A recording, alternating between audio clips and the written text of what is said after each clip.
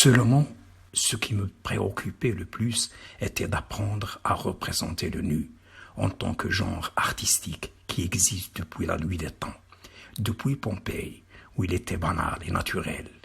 Je voulais apprendre aussi le dessin des corps habillés d'un tissu moulant, qui intensifiait l'aspect érotique parfois plus que le nu lui-même.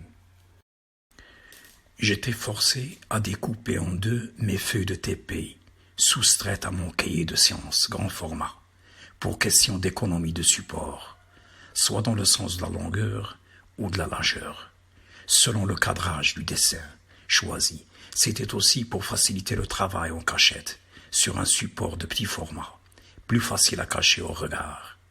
Ainsi, j'étais amené à travailler des dessins petit format.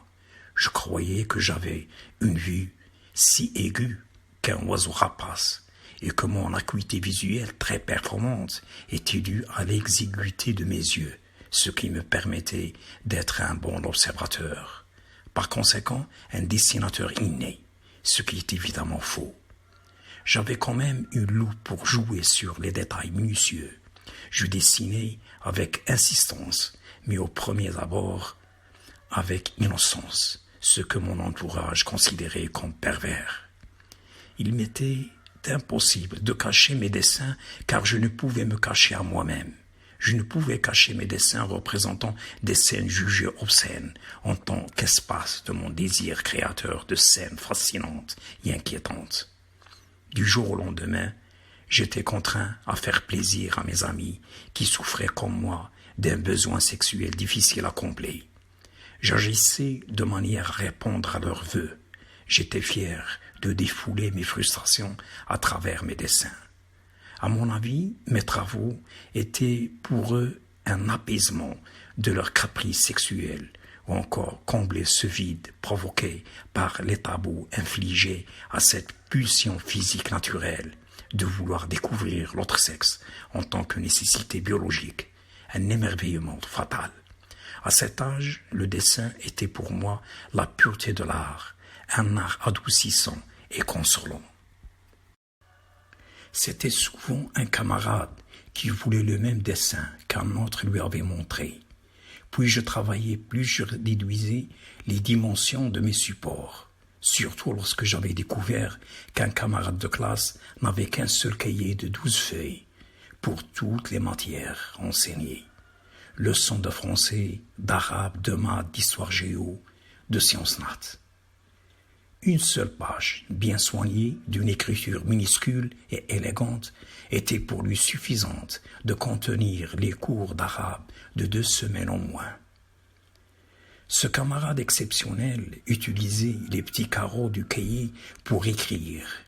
Il justifiait cela par le fait que ses parents étaient tellement pauvres qu'ils n'avaient même pas avec quoi lui acheter un cahier. Ce qui était vrai. Une fois, l'une des feuilles du fameux cahier s'était déchirée.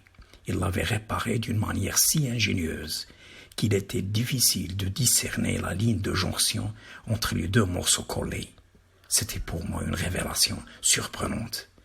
Percer l'opacité du tabou par le minuscule. J'étais devenu un dessinateur miniaturiste, sans aucune idée sur ces techniques. Néanmoins, j'avais une loupe, un crayon dur, une lame de rasoir et une plume métallique que j'utilisais à l'envers pour le fin traçage des contours. J'avais l'impression qu'un dessin miniature est plus beau et plus facile à travailler. De ce fait, j'étais entièrement absorbé par la vie gaie et riante de cette cité véritable jardin d'Éden, englouti dans un linceul de feu.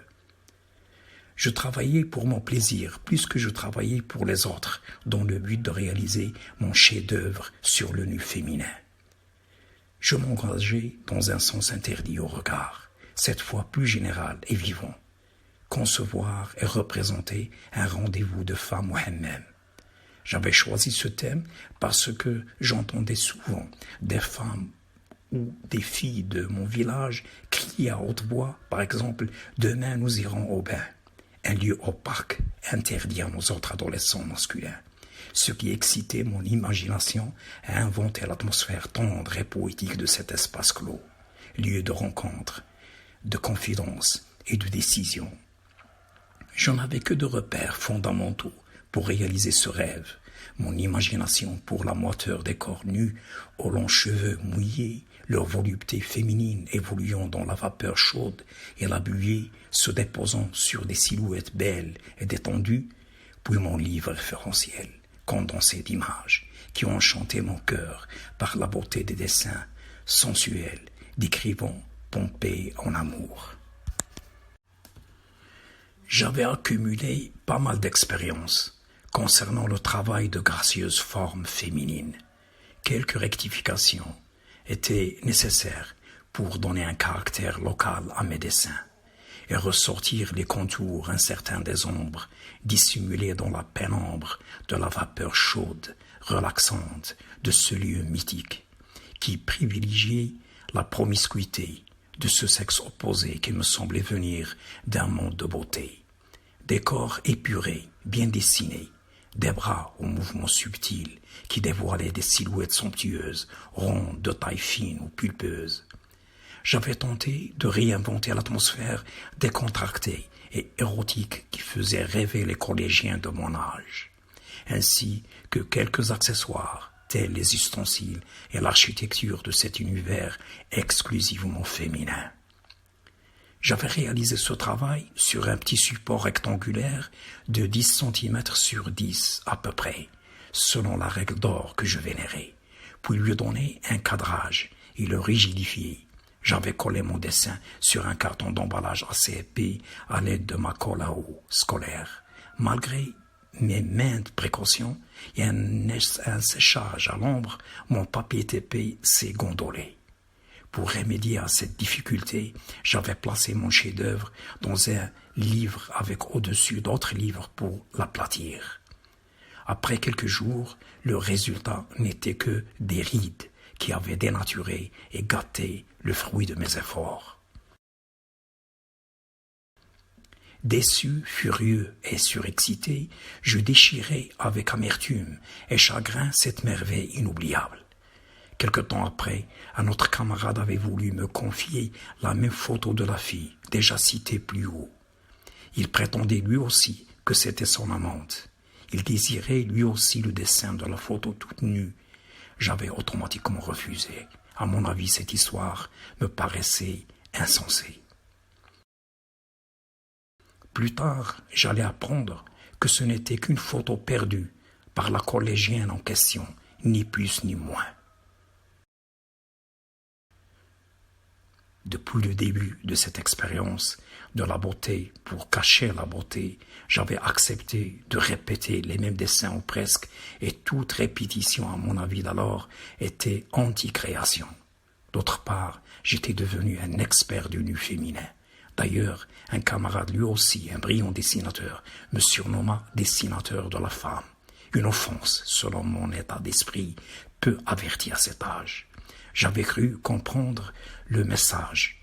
Tu es incapable de sortir de ta petite sphère de dessin au féminin pour créer autre chose. Ainsi, j'avais mis fin à cet art consolateur qui permettait une contemplation artistique du corps de la femme. Une contemplation qui devait être une réponse rassurante de l'angoisse du monde.